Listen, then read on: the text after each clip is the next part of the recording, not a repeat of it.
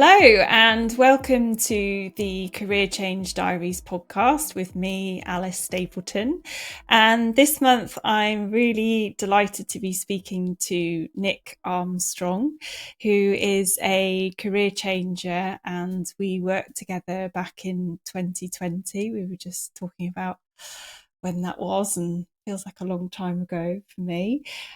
So Nick is recently the founder of Avint-Garde Fine Wine, which is a online wine merchant. So really interested to hear how he's gotten into that. And Nick's journey into the wine industry is quite a remarkable one. So graduated from university, served with distinction as a captain in the US Army, and then did an MBA, and then had a successful career in finance with a global investment bank on Wall Street and the City of London, and then moved into business development across the Americas for a wine trading platform. So a bit of a switch up there. And that put him in a great position to then launch his own venture earlier this year. So hi, Nick. How are Hi, you? Alice. Yeah, I'm well. Thank you for having me on. Really Oh, excited you're for this. very welcome. I'm so chuffed that you could spare the time. I'm really interested to hear more about this journey. So first of all, take me back to 2020 and talk me through what you were doing then.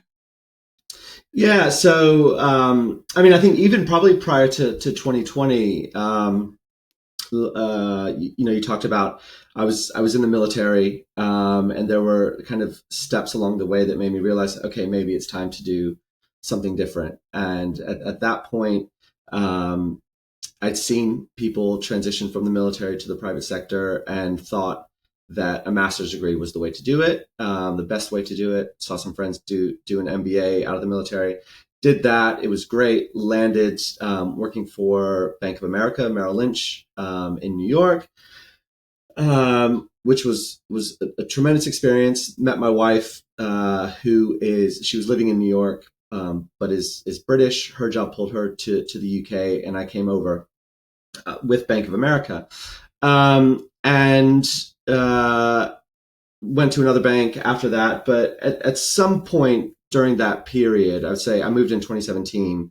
But yeah, between 2017 and 2020, I don't know. I realized, okay, what I'm doing is interesting, ish. I'm earning a fair amount of money, but there's more.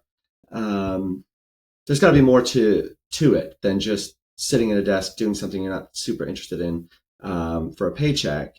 And if I go back to my MBA, through zero ambition, and I promise you this wasn't a position that I went out for, but I ended up as president of the wine club for the master's program.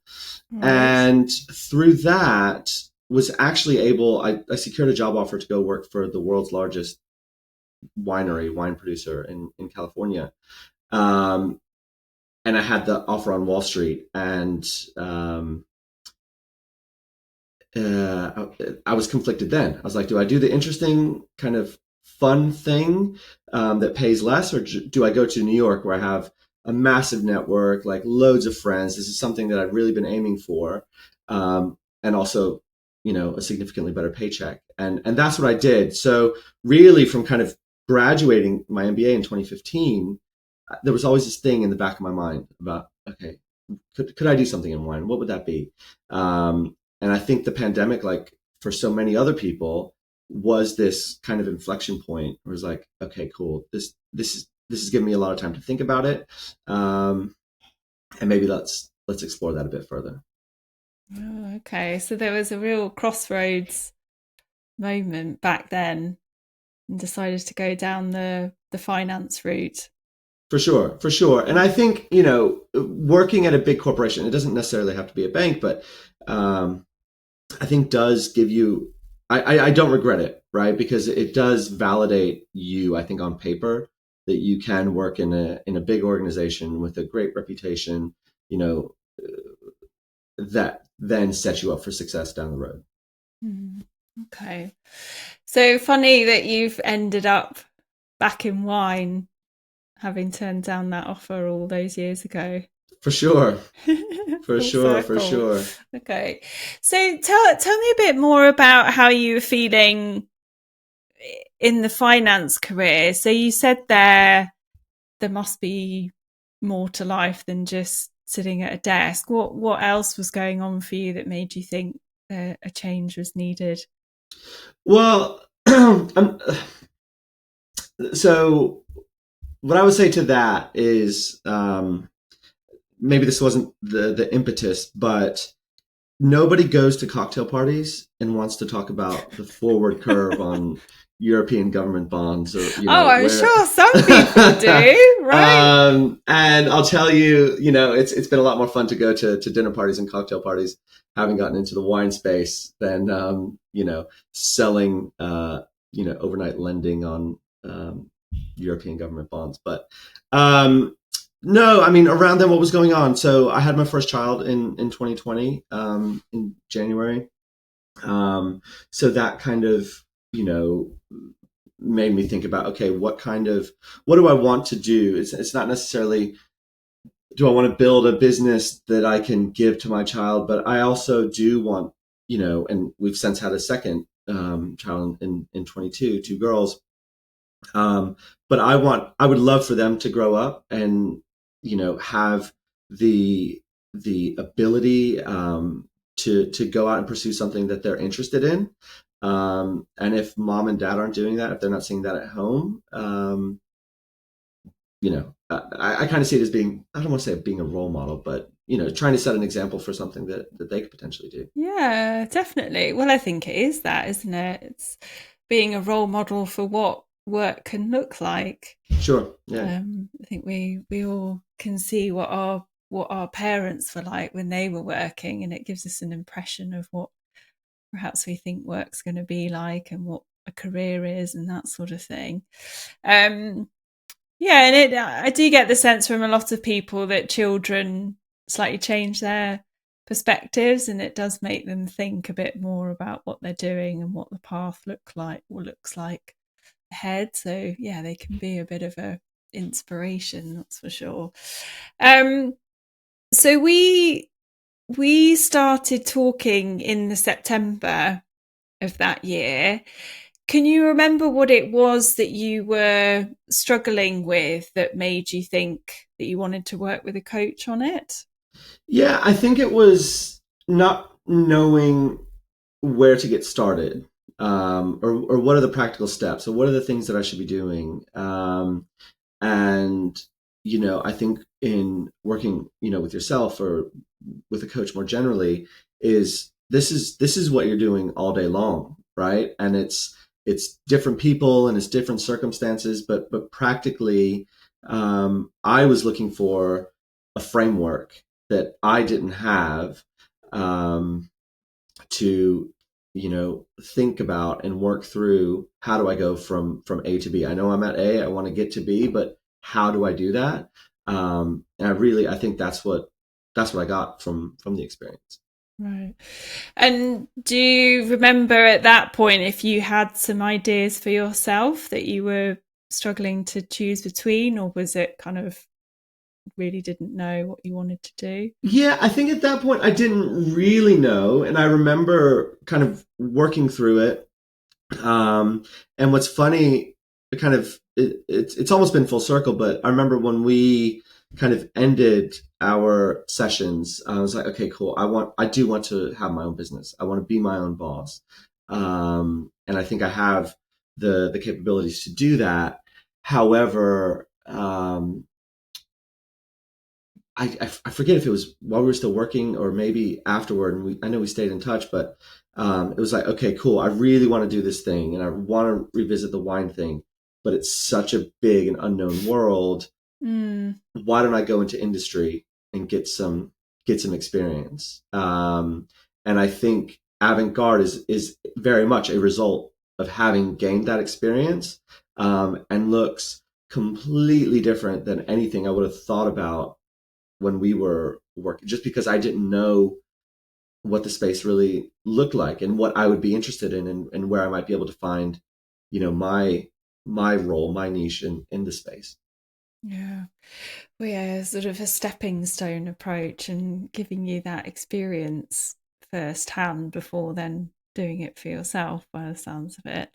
Definitely. Um, and so just at the start of the coaching, can you remember any particular fears or sort of concerns or challenges that were kind of holding you back from moving forward yourself? Or was it just not sure how to sort of structure the thinking? Yeah, I mean, I think there's a certain just fear of the unknown, and I went from a a massive organization that everybody wears the same uniform and there's a clear rank structure, and they tell you where to go and when to be there, and so on and so forth. Um, from the military to a bank, which is very similar in certain ways, right? You don't wear camouflage, but everyone wears a navy suit and a white shirt, and Yeah. it's Corporate uniform, right? more so, yeah, exactly, more so in London than New York. But yeah, your flares, whatever color tie you wear, whatever. But it was very similar.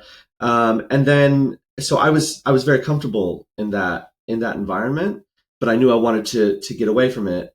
And yeah, okay, what do I do when I don't know what to wear? And I mean, that's a bit extreme, but you know what I'm saying? Like, whether my own business or going to work for a smaller company, there's well, how does the world operate outside of these giant, very rigid organizations? Yeah. Yeah, I do hear quite a lot of people say that they just don't really know how it all works outside of their particular industry or profession. It all can seem a bit foreign, but also a bit overwhelming when Yeah. you just don't have a clue, and it can feel like a very different world. That's for sure.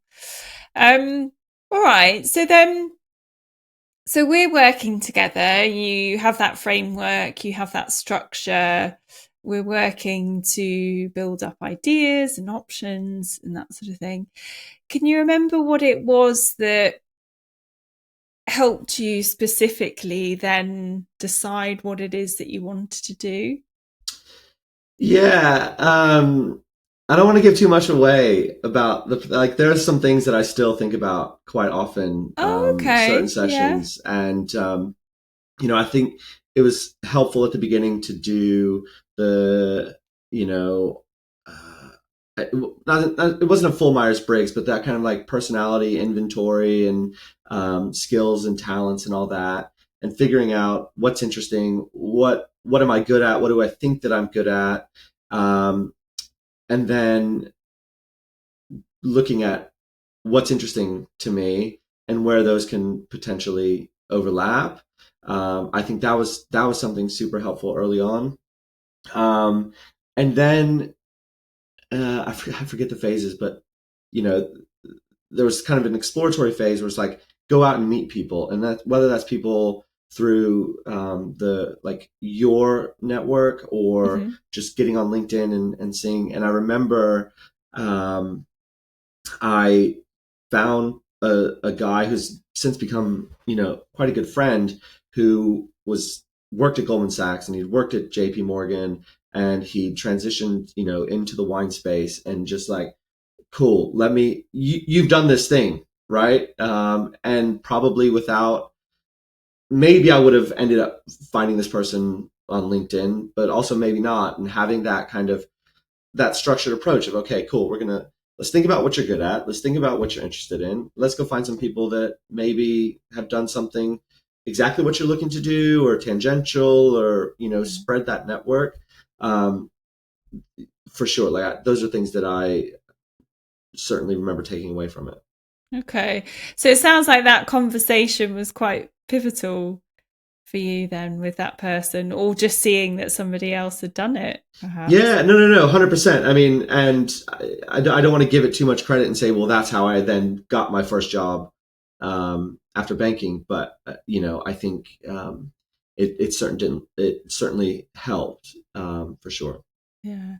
And you said just before I pressed record that there was a moment where you were like, right, that's it. I'm just not going back to Yeah, banking. yeah, yeah. Can you remember what it was that tipped you over in that respect? Yeah, I mean it's quite unique to my circumstances, but it was the 8th of January 2021. It was my daughter's first birthday.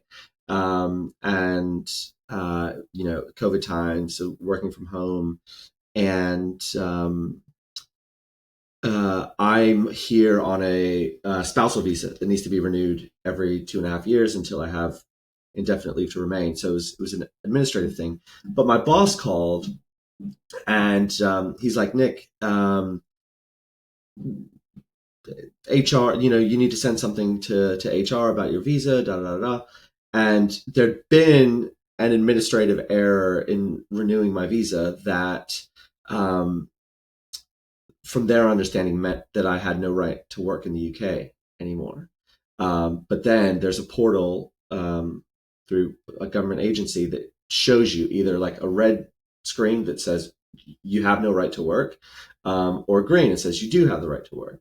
And so I went, and only the person, you can only go onto it yourself, I guess. Right. Yeah. So I had to go on it and to send that uh, to my employer, and it was green as a traffic light. And they said, yeah, but our understanding is that you don't have any right to work. And I was like, well, kind of innocent until proven guilty in my mind. And the fact that I had to, for a couple of months, fight, you know, this battle with my employer, who I thought, well, you guys should be on my side. Was like, okay, cool. Like, why am I fighting for the chance to work here? And Mm, why don't you guys have my back? And I've already been exploring this kind of transition out. So let's go, you know, all in on that. okay. It's the sort of final nail in the coffin almost Yeah, by the yeah, sounds of yeah. it. Oh, interesting. Um, okay. So then, yeah, I do remember you started to explore this whole wine world. Can you talk me through what some of those very first little steps were then? You know, the very start of the transition, if you like. Yeah. Well, I think there was a certain amount of naivety, right? That um, I mean, first of all, there are people that have um, studied wine or been in the industry, you know, since their first job, since they were working at a restaurant when they were 16 years old. And so I knew I was coming into it a bit older. But I think maybe I thought I knew more than I did, and thought, well, you know, what would be really cool is if I could go out into the U.S. and find producers that aren't in the U.K. and get them over here. I mean, the UK is a massive wine market, and that'd be a cool business. And honestly, I think it would be a great business. However, there are practical realities that make that, I think, more challenging than I thought it would be. So it was thinking about that and learning the things that I know nothing about. I knew nothing about at the time in terms of logistics and how does this work, and you're buying in dollars and you're selling in pounds, and you know that sort of thing. So having, you know, I set up meetings with the U.S. Department of Agriculture, who has an office at the embassy in Battersea, and you know they were encouraging, and they talked about tools that they might be able to help me with. But Yeah, starting to put together the pieces of what a business could look like. And like I said earlier, I got to a point where I was like, okay, I think I know this much, but let me go and learn something firsthand. And again, put some credibility on my resume, etc. Um, yeah. And were you still working at this point? I can't quite remember whether you were Yeah. So when still. did I think I off and on. I mean, I think I worked until, I can't remember if it was the first of July or 1st of August. must have been 1st of July, and then I joined the company LiveX, which is the wine trading and wine data platform, um, in September. So I think I was working for most of it, but again, it was like kind of COVID and I wasn't working because I was suspended from work for those 3 months. So that actually kind of gave me the bandwidth to focus on that without focusing Yeah, on work. it's funny how things work out, isn't it? Bit Yeah. of a silver lining having that time. Um, okay, so your first step was this sort of experiment almost with the export import business. So then what was it that then led up to you thinking and I suppose applying for a, an actual role in the wine space as opposed to carrying on with that logistics business? Can you remember? Yeah, I think I got to the point where I realized I didn't know nearly enough to do it on my own. Right. Really, on the UK side of things, um, and why not go? And I remember actually us talking about this, right? What were some of the requirements for a job, whether it was my business, my own business, or going somewhere. And one of the things was I didn't want to go to some kind of fledgling middle of the road type business. And so I realized that maybe I didn't have the skills necessary to do my own business in the wine space at that time.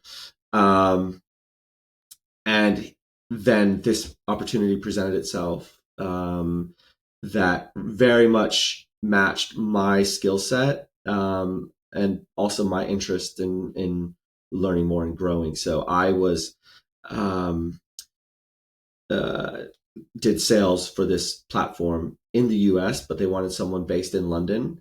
It looks and feels like a financial products. I would tell people it's the Bloomberg terminal for fine wine, which is something I was very familiar with. So London based with a US focus in wine and kind of financial markets. It was like a Cinderella moment. And yeah, Yeah, it all all worked out. coming together. And can you remember how that opportunity came about? Did you see it somewhere and LinkedIn, applied? LinkedIn. LinkedIn. Okay. And what's crazy about that is it was up for some. I think I had alerts set up, so they were coming to me, but it had been up for 3 hours when I applied to it. So it was like hot off the presses. Okay. Yeah. Um, and what was it about your background that they liked, do you think? Oh, interesting. Yeah, I think there's a couple things. First and foremost, I mean, I thought I knew the lack of wine experience was a challenge, right? I didn't have that, and I'm sure other candidates probably could speak to that a bit more.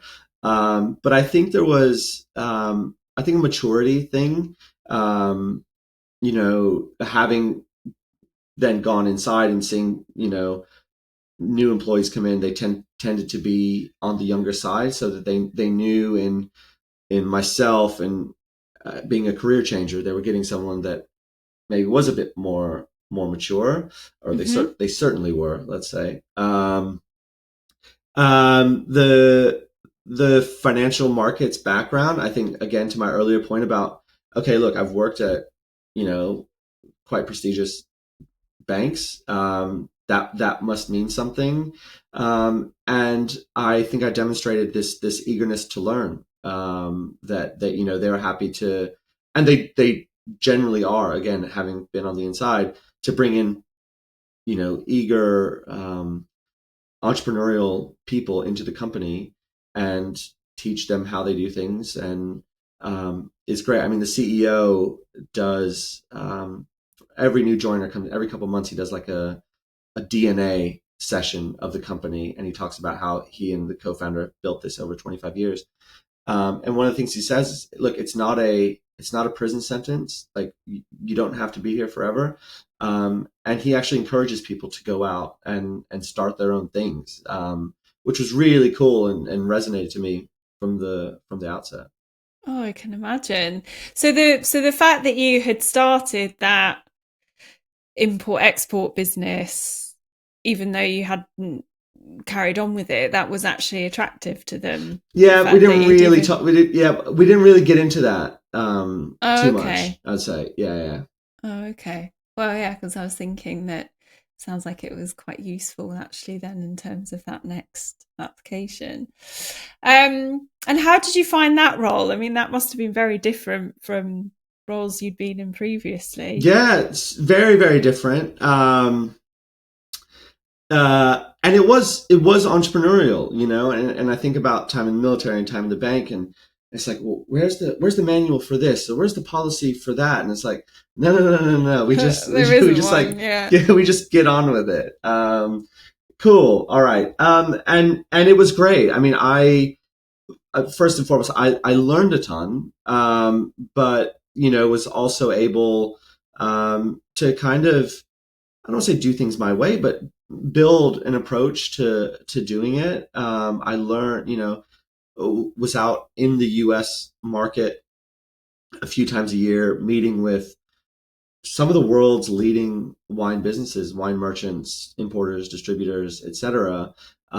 Seeing how they did things, um, and that was great. And then here in London, it's a great company. They've got a great team. So it was like super, very collegial. And yeah, really enjoyed the people that I worked with. But there was a bit of shock where it was like, okay, where's the standard operating procedure for this, that, the other, and no, that doesn't exist. And in the explore phase that we did, where you were learning about yourself, can you remember whether that entrepreneurial space was something that would suit you, or was the takeaway that you did prefer somewhere a bit more structured and Yeah, yeah, that's a organized? good question. And thinking back on it, and even like reflecting on myself now, I do better when there is kind of, procedures, and it's kind of black and white. I'm learning to operate in the gray, and like when there's no IT department or HR department, to call on to solve whatever issue I might have. But I think if you put those two options on a spectrum, I'm probably closer to the more, call it rigid, space than the kind of operate in the gray Okay. So entrepreneurial. yeah, Yeah, learning new ways of being, shall we definitely, say? Yeah. definitely. And how long were you in that previous role then? That must have been a Um, few years in the end, yeah, so wasn't I was it? there a couple of years, 21. There was a short break in the middle that it really isn't worth getting into. So what was that? September of 21 to October, end of October 23. So yeah, Okay. um, about 2 years. So then talk me through what went on when you started to think about, yeah, maybe I want to do my own thing then. Yeah, so you spoke earlier about like the kids, and the whether it's like inspiration or practicalities or whatever. And there was a big, um so my wife travels a load for her work. I wouldn't say quite 50% of the time, but not far from it. Right. And so there are certain, um, kind of family responsibilities that I need to take care of. And um, I think the world's going through this post-COVID return to work. What does normal life look like? What does this return to work look like? And we got to a point where the flexibility that I required didn't line up with the kind of corporate policy of my employer. And so we kind of agreed to go separate ways. Okay. So And how many days were you due to be in the office then? so I think that the push was for 4 days. Okay. And Yes. honestly, the days in weren't really all not necessarily the issue. I mean, maybe sometimes they would be, sometimes they wouldn't. But it was also I was covering the U.S. So Oh, with if the I'm hours and everything. calling, which I don't mind, like again, running an entrepreneurial kind of segment of the business, I never like complained. I'd actually rather do something engaging, work wise than sit in front of the TV. Um, but I was calling on California at 10 p.m. or, calling New York at after work hours. And so I was getting flexibility on one hand and not maybe getting flexibility on the other, if that makes sense. And, I think them as a company, I forget when I left, maybe there were 80 or 90 people. They've gone from a very startup mentality to like, okay, now we have this many people, we need to have rigid, you know, written policies. Da, da, da. So they're kind of in a transition phase in that way. Are they a startup or are they a corporate? And Anyway, long story short, it came to pass that what I was looking for wouldn't work out with what they were demanding. Hmm. Hmm. And so, we shook hands, and I still hold them in a very high regard. And I'm a client, right? Which is interesting. So I'm now Yeah, I was on, going to say, do you use their product? yeah, yeah, yeah. So now I'm on the other side. Um, but yeah, and that it was a very interesting time because it was like, okay, I know this isn't working, and I know I've built up not just a Rolodex, contacts, but like knowledge of, and their business is global, right? So just Hmm. because I covered the US, I would sit in the office and, we'd learn about how this business is doing it in Singapore or Hong Kong or France or Italy or whatever it is. And not necessarily experts on that, but I've had a purview into how all these businesses globally kind of do things. Um, and so in leaving, it was like, okay, cool. I've got this entrepreneurial bug, from when we were working together. I've gone out into industry. I've gained the experience that I was looking to get. Let's pick that back up. And now what does that look like?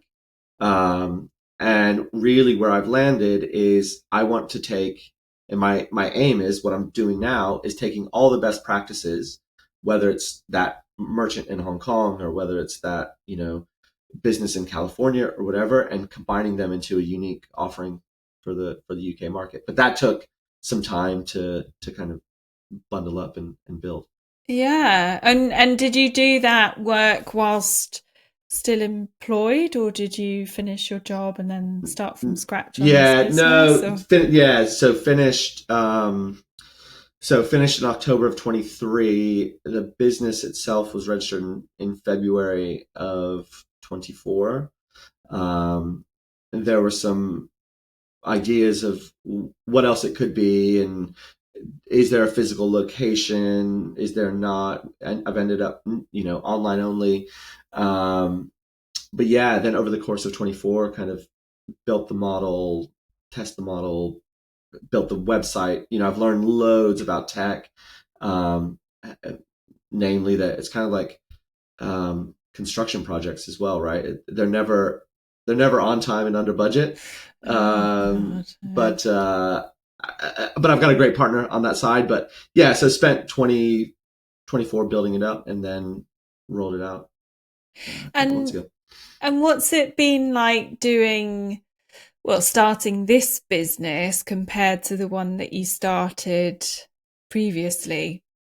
Yeah, I think number one, I've gained the knowledge and the Mm. skills of how to practically do it.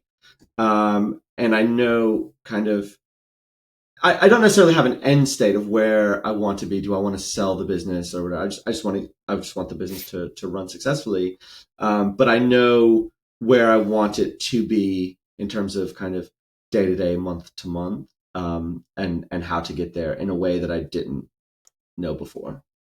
Okay. Yeah, so you can see it sounds like you can see it's got a bit more legs than maybe. Definitely. the one before. Well, yeah, and as you say, just having banked all of that relevant experience.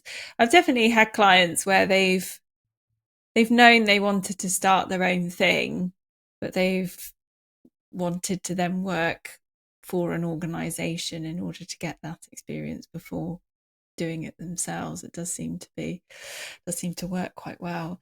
All right. And in terms of what the business looks like today, what does that look like, and how are you finding it as a career, I suppose? Yeah, no, I'm very happy where I'm at.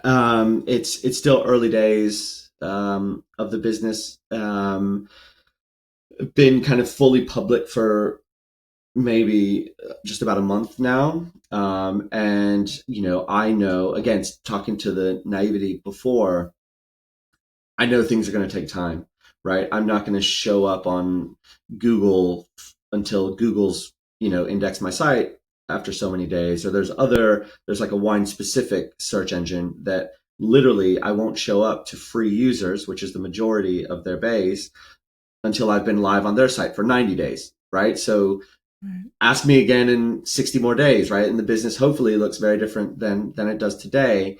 But no, it's new challenges. I've just been approved to sell into restaurants and cafes and hotels, wine bars, etc.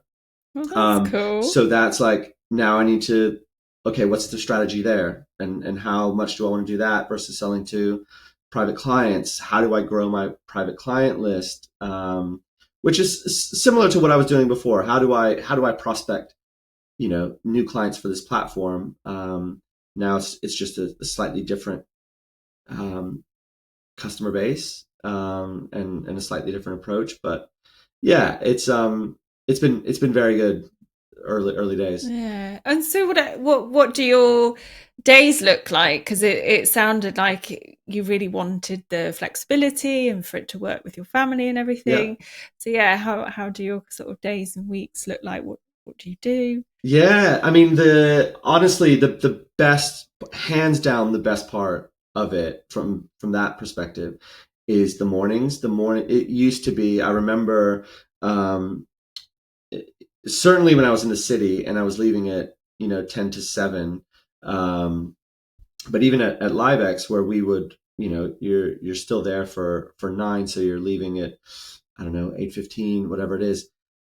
The mornings, my daughters are 5 and 3, are way more relaxed. I wouldn't call them Mm. entirely relaxed, but Not there's when I'm 5 and 3, no, no, no. no, no, no, no. But it's way more relaxed because it's like, okay, we don't have to get, like, I don't need to be ready when they wake up at, you know quarter to 7, or whatever Mm. it is. And that's been great. I think I've made more time for myself, like, to go to the gym during the week, which has been great. And really, I mean, we're here talking about careers and work and stuff. It's day to day. What's happened? Have I? Well, first of all, I'm bidding on loads and loads and loads of wine, through my old employer and through various other platforms.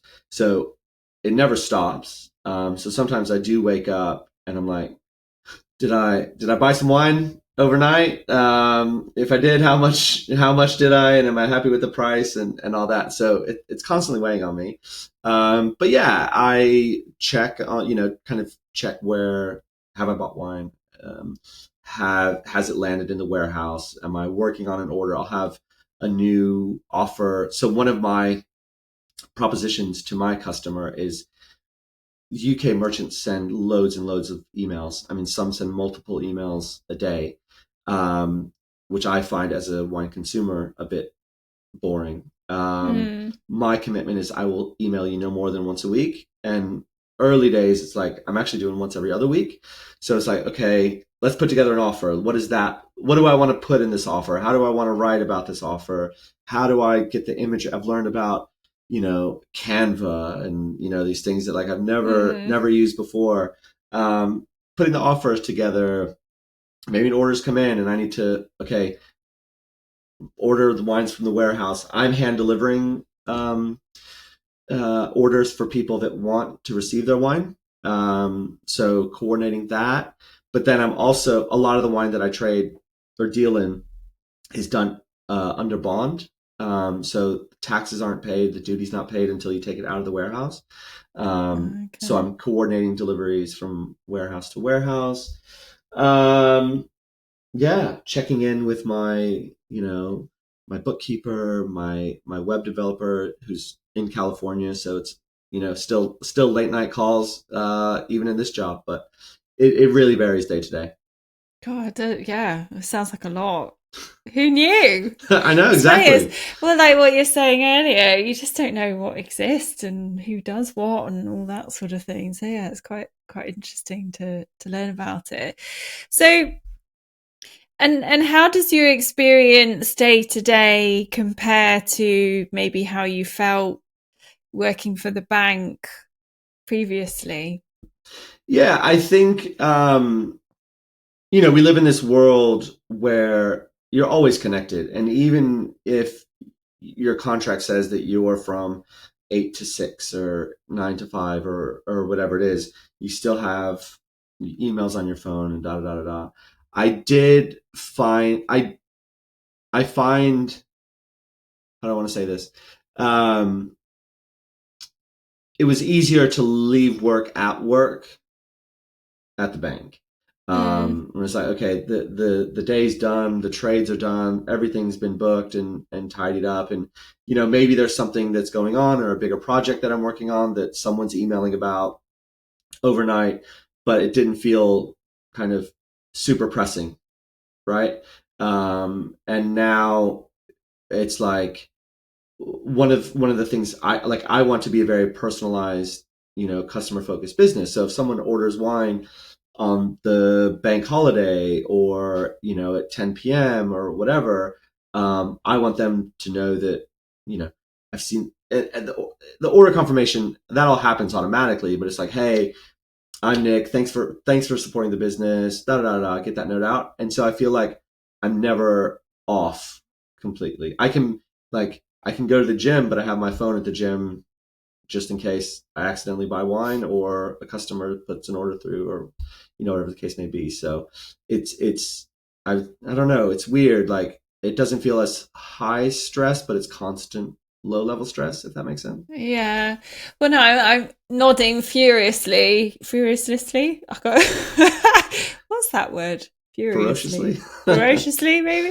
Because yeah, I completely empathise with that. It's I don't know when it's your own thing, you want to reply straight away. You want to show that you're committed and you appreciate somebody getting in touch with you, and it is constant. I think when it's your own business you just never stop thinking about it, and I think that can sometimes that's in the good and sometimes that's in the bad. I think it's yeah two sides of the same coin, I suppose.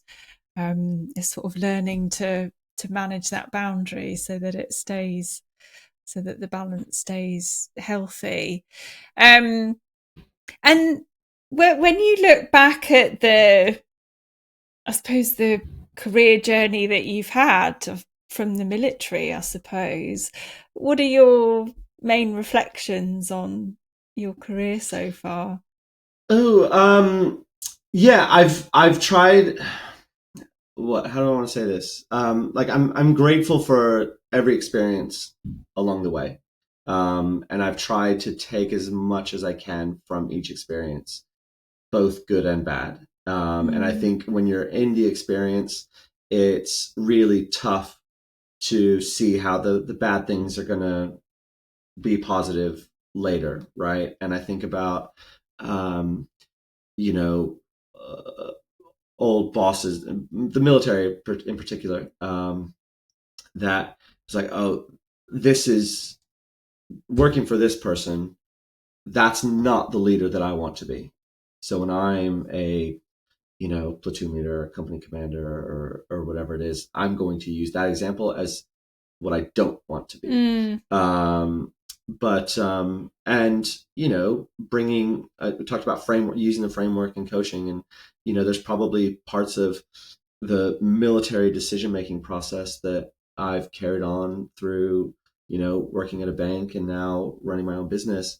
And so yeah, so kind of taking the most of it, from every experience. I think also, I don't know. I think some people know that they want to be X. They want to be a managing director at a bank, or they want to be a colonel or a general in the army or whatever. And like I've never had that. And so I think being able to be a bit fluid in that, maybe has benefited me, Mm. at least from where like I sit now. And it's like, okay, cool. If an opportunity presents itself, I'm able to do that, even though it might not be on the track to whatever that ultimate goal is. Um, yeah, and learning from the people around you, right? Like I worked with great soldiers, I worked with great traders, I worked with great colleagues at LiveX, and I've still got lifelong friends from all those experiences. Yeah, I think fluid's a good word. I think when I was listening to you talking, it just felt quite organic. You seem to have a strong sense of roughly where you wanted to end up, but you seem to have been quite open to what that path looked like and Yeah, created opportunities that have moved you forward little by little and has got you to this point now. Yeah, I think sometimes we put quite a lot of expectations and pressure on ourselves, as you say, to know exactly what it is that we want to do, and then we're going to do that for the rest of our lives. And I think we think that everyone else has this clear idea of what they want, but it's definitely not always the case, that's for sure. um And in terms of, so say somebody sat there wondering whether to make a change, what would your key bits of advice be for them? oh, I think it, have a plan, right? Like whether that's working with a coach or not, have a plan. And I remember, um, back in my military days, there was always a, um, retention target for like the enlisted soldiers that their contracts were coming up. And as an officer, I had to counsel them, like, well, here's why you should sign, here's why you should re-up, and this, that, and the other. And I, even then, I mean, I was probably doing this, I was like 22, 23 years old, but I still remember having this perspective of like, okay, what's your plan, right? Because a lot of people, military or otherwise, are like, I don't like where I'm at and I just want to make a change. And it's like, Mm. okay, but then what? Right? And there's a whole thing you could talk about, veteran homelessness and mental health issues and all that. And it's not the path I'm going down. But if I was counseling a soldier and they're saying, oh, well, I'm going to go and, take over my family business. My dad owns a garage in Minnesota, and that's what I'm just gonna go work for him until he retires in a couple of years. It's like, cool. Then I'm not going to talk you into the army, like staying. But if you're saying I don't have a plan, then probably this might be the best thing for you. And so, kind of transitioning that to the civilian sector is like, well, if you don't have a plan, don't just leave something because you're not happy or you're not satisfied at the moment. Like, come up with a plan. Um, Leverage the network. Again, whether that's your network, Alice, or anyone. I mean, LinkedIn is such an incredible tool. Mm. And I think people are more generous with their networks than maybe you give them credit for. So you see a Definitely. second degree connection, and you might have similar things in common. And you can't be a pest about it, but okay, hey, how do you know Alice? Like, oh yeah, well, da da da da, and one thing leads to another. I'm happy to make an introduction. I try to be generous with my network, and I think people in general are. I met them at a conference one time. I don't really know them. Like, sorry, sometimes you're going to get that answer, but leverage the network, because again, thinking back from leaving the city to wanting to go into wine originally, I didn't know what I didn't know. Hmm. And the only way that you learn those things is by talking to people who who are living it day to day. Yeah. And if you hadn't done that, do you think the doors would have opened that have? No, probably not. I mean, to be honest, like, I think this is from my MBA, but it might have been from us working together. Is like when you interview for a job, the first time that they see your name shouldn't be when they interview you, right? So if you've networked with someone who's inside a company that you want to go to, and you know whoever you spoke with sent something around to the whole group. Hey, does anybody know Alice? She reached out and she said she's putting in for the interview. Then everyone's already seen your name, right? And you've already got a leg up. So for sure that like reaching out thing is a massive benefit. Yeah. I think that's a great tip, great strategy, because it makes you realize how important it is and how much work you might actually need to do to get to that point. Yeah, you can't really be passive and just expect things to happen. You need to sort of get out there and, as you say, get your name in front of people. Definitely. Okay. And what would you say has been the most challenging bit for you with all of the different changes? Ooh, what's been the most challenging? Um, I don't know. I think um, leaving. Well, I'd say both. Like leaving the city and leaving LiveX. Were both kind of periods where it's like, again, I know what B is. I know it's maybe getting into the wine space or it's starting my own business, but how to do it, right? That and again, like I think you know you giving a framework for it is super helpful, but you can't do the work for me. Nobody can do the No. work for you, right? And so it's easy to sit in front of a Zoom call or a meeting and say, okay, this is what I'm going to do, but then actually putting the wheels in motion, right? Um, I found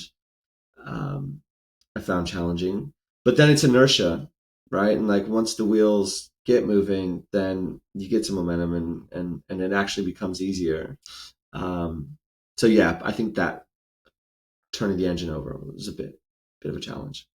And what would you say to how you do that? If somebody sat there thinking, oh, I don't know how to do this.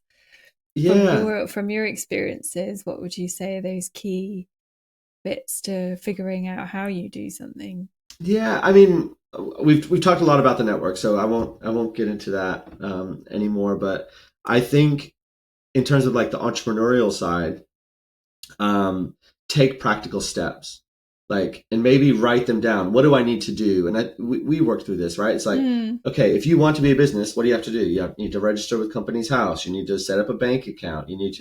Are you selling things? Okay, you need to be VAT registered. Just do those things. And then that, I think, builds confidence. You're like, okay, now I'm a business owner, right? I've registered a company with Companies House. Like there are loads of business owners out there that I mean, there's probably loads of like dormant companies at Companies House, but it's not that it's a prestige thing, but it is like, okay, now I'm this, right? Let's go get a bank account. Let's, Revolut Business, Monzo, like there's low barriers to these things. Okay, cool. Now I've got a bank account, and just yeah, I think have a plan. Don't necessarily do them because you listen to this podcast, you're going to go out and register a business at Companies House. Like, think about what you need to do, but just create a list and go tick them off. Yeah. Well, then it's small steps, isn't it? I think we get Exactly. stuck on the how because we think so far ahead. And I think, oh my God, how am I going to get to that point? But as you say, it's just sort of one foot in the other, and one foot in front of the other to start with. And then just lastly, so conscious you've got kids, you live in London. So how did you make all that work financially? Yeah. So I think again, like I think that's a really good segue in terms of have a plan, right? And Hmm. if I think about when I left my last bank, um, the timing was what it was, and I had this visa issue, but there was always a question mark of like bonuses got paid in March or April. It was like, okay, cool. I'm not going to leave until, and maybe they won't pay me a bonus because of the suspension thing, but I did stick around long enough to see if they would, and they did. Um, it's like, okay, well then that gives me a bit of, Mm. runway for what I want to do. And again, going back to the plan, what is it going to take, right? Like if you want to create a line of, I don't know, clothes or jewelry or what, that's going to take money um, to start that up, right? Or even my subscription to the trading platform. Like I want to have a few months of that saved away. So having that kind of set aside is super helpful. In addition to your general day to day living, rent, mortgage, whatever. I'm extremely lucky that my wife works full time, and there was a bit less risk for us. But yeah, having a plan, having that set aside, timing, whether that's around bonuses, etc., I think is key. Yeah, I suppose it just makes it feel less risky if you have a bit of a buffer and a bit of a backup as well. Especially if you're starting your own thing. But as you say, just having a bit of a financial plan to see you through can work really well. Okay. Anything else that you would want to share about your career shifts over the last few years? No, I was thinking about it. Since you asked me to do this, and I think we've really hit on it on most of the points that I had, but I can't reiterate the networking thing Mm, anymore, and showing people that genuine, you know, you're genuinely interested in what they're doing. So I did my MBA in St. Louis at a very good school, Washington University in St. Louis, that didn't necessarily have a massive Wall Street pipeline. Um, and I'll never forget, I was talking to the dean of the full time program, Joe Fox, who's also a big reason probably I'm in wine now. So, hey, Joe, if you're watching this, um, he was like, Nick, if you want to get to New York, right, you need to be prepared to get on an airplane and go have coffee with someone. And it's not even to like have an interview or whatever, but like the right coffee with the right person can completely change things. mm, And you know, I took that advice, and I would go to New York. I try to schedule more than one coffee on a trip, but if there's something, I think the beautiful thing about the UK is how connected it is, right? Like you could go up to, I don't know, Manchester, Birmingham, wherever in the country on the train and back in a day, right? So if there are people, yeah, go out of your way, be authentic, but really network is huge. yeah. Well, and I think it's key, as you say, to start with, is to not really expect anything. It's not like you're having those conversations to say, "Give me a job." Right. It's just to be a sponge and create a connection, a relationship, and yeah, be clear what you're looking for and see what comes of it as you keep that relationship warm. I think people get stuck because they feel like it's disingenuous to be having coffees and be asking for a job and that sort of thing. But it's not really about that to start with, Yeah, agree. from my experience. Okay. And have there been any other sort of resources that you've tapped into other than the coaching or any other organizations that have really helped you along the way, especially if you've been starting your own thing? Yeah, I mean, there are, depending on what industry you're thinking about moving to, there'll be, I'm sure, like trade associations that are worth. Yeah. So in the wine space, there's I think it's the Wine and Spirits Trade Association, WSTA, and they have a jobs board. They have a calendar for, yes, they're wine tastings, but those are networking opportunities. And so I imagine, I mean, so yeah, they've been one. Yeah, I'd say that's probably about it as I'm thinking about it. Yeah, Maybe no, that's there's good. more. Yeah, well, as you say, just whatever industry you're interested in, there will be an association of some sort. It's always a good place to start if you don't know anybody, that's for sure. All right. Well, thank you Cool. very much. It's been so nice to catch up with you No, and likewise. hear all about the different chapters and how they've all led on to the next one and where you've ended up today. Yeah, well, thank you very much for sharing your story, and yeah, really interested to see how the business builds and progresses, and thank you again. Sounds good. Thanks, Alice. Thanks for having me on. Okay, all right, take I'll talk to you care, later. bye.